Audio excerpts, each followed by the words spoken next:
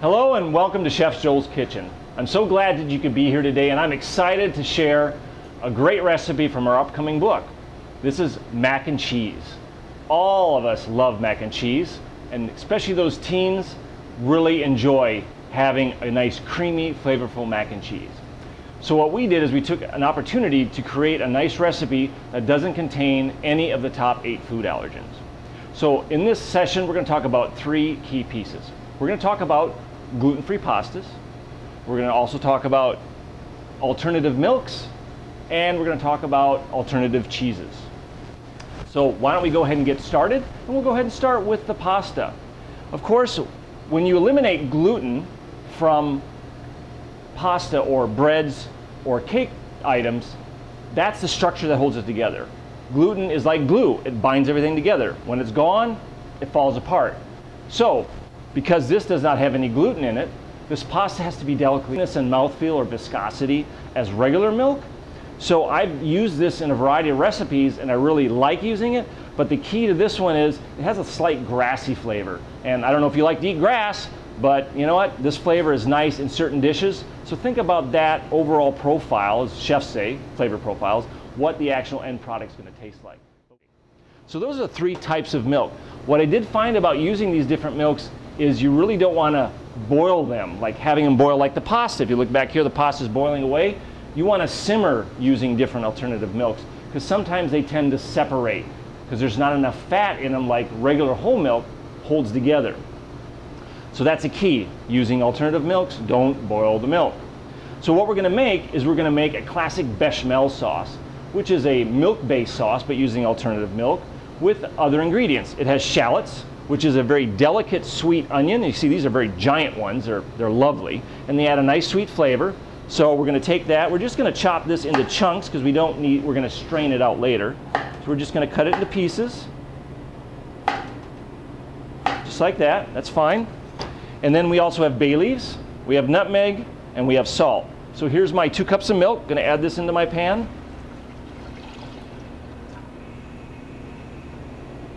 I'm going to add my shallots. I'm going to add 1 bay leaf. And I'm just going to take a pinch of nutmeg. Maybe a little bit more. There we go. And what we're going to do is we're going to bring this sauce to a simmer. And when it simmers, we're going to cook it for 6 minutes gently. Again, remember, don't boil it, just simmer it. What this does is it helps release the flavors from the shallot and the bay leaf into the milk. And all right, now we're going to talk about a thickening agent called a slurry. What a slurry is, it's a mixture of cornstarch and water, and it's equal parts.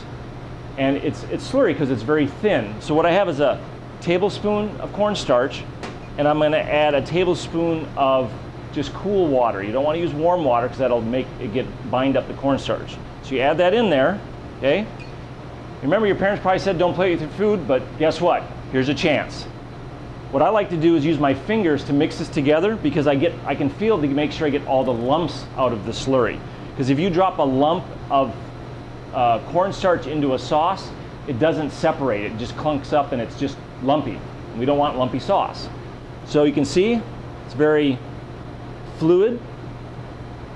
All the lumps are out. My sauce is simmered for 6 minutes. Now I'm going to add in my slurry. So we add it in a steady stream, wire whisk, and we whisk that to make sure it's incorporated evenly. And then we let that simmer for 2 minutes. You may ask, why do I simmer it for 2 minutes? Well, the reason is cornstarch takes 2 minutes to completely thicken at a simmer. We're going to talk about the pasta. Now that the pasta's done, I strained the pasta. I ran it under cool water to stop the cooking process. But when you're done with that, you need to toss it with a little bit of oil, such as canola or olive, to keep it from sticking together. Because if it sticks together, you're going to have to run it under water again to loosen it back up. So as you can see, it's perfectly cooked.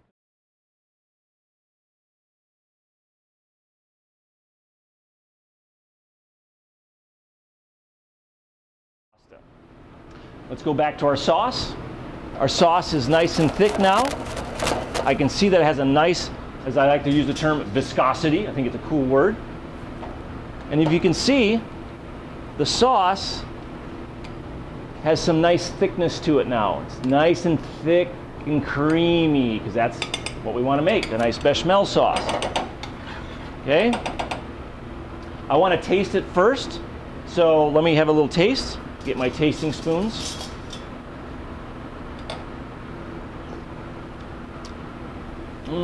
Needs a little bit of salt.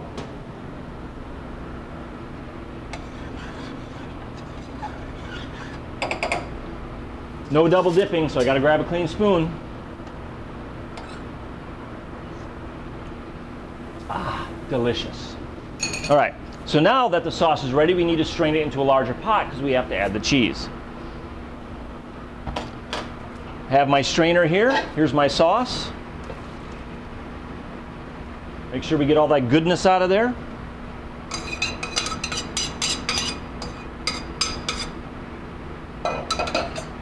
That's the excess. You see that the onions, the bay leaf, that's all out, and the onions are nice and soft. They've released their flavor.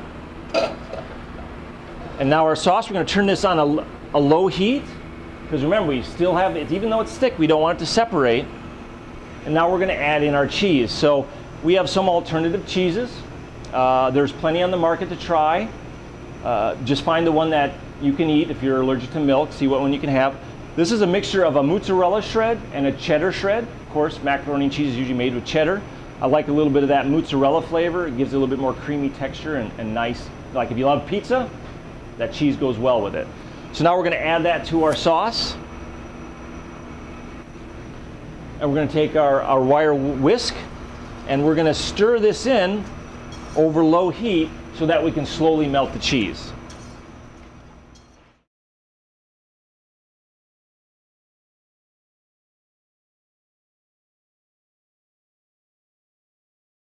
Cook a little bit.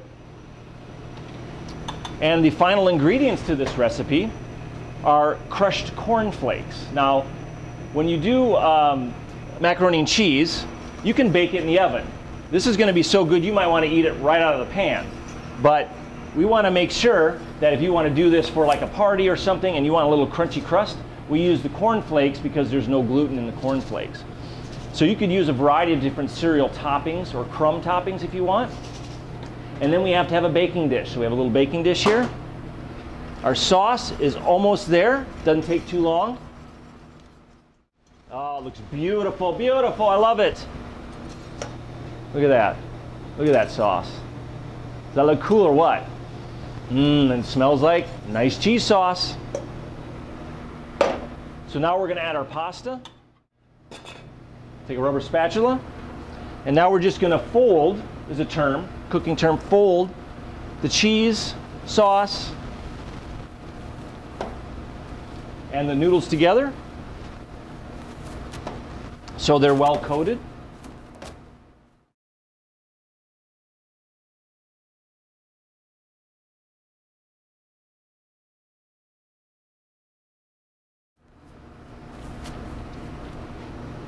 Then we're going to transfer it over to our baking dish.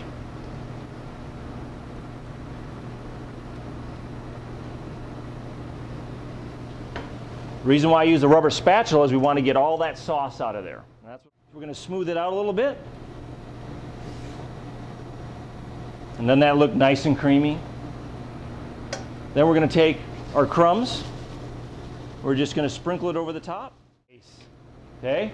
Then we're going to go to our oven. We're going to place it in the oven for 20 minutes at 350 degrees. Okay, it's been 20 minutes. Let's go check our macaroni and cheese.